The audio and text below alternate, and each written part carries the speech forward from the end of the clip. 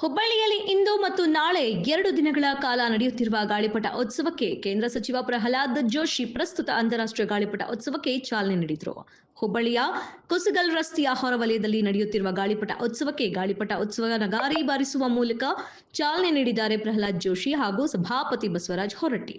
6ನೇ ವರ್ಷದ ಅಂತಾರಾಷ್ಟ್ರೀಯ ಗಾಳಿಪಟ ಉತ್ಸವ ಇದಾಗಿದ್ದು ಸಂಸದ ಕ್ರೀಡಾ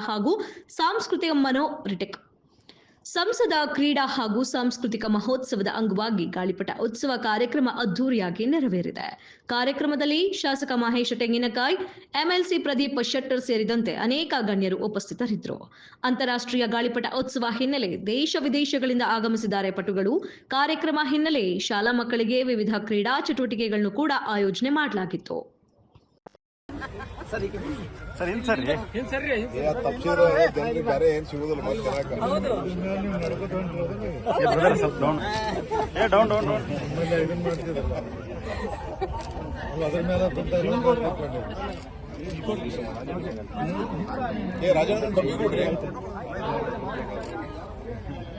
ಅಶೋಕ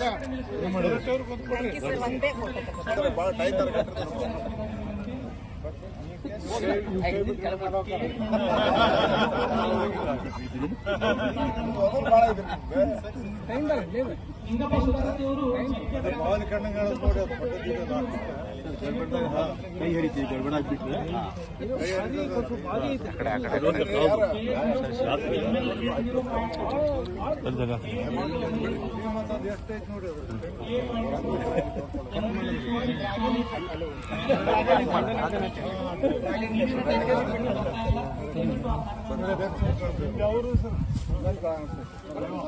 ಬೆಳಗಾವ್ ಸರ್ ಆ ಕಡೆ ಬೆಳಗಾವ್ದವ್ರೆ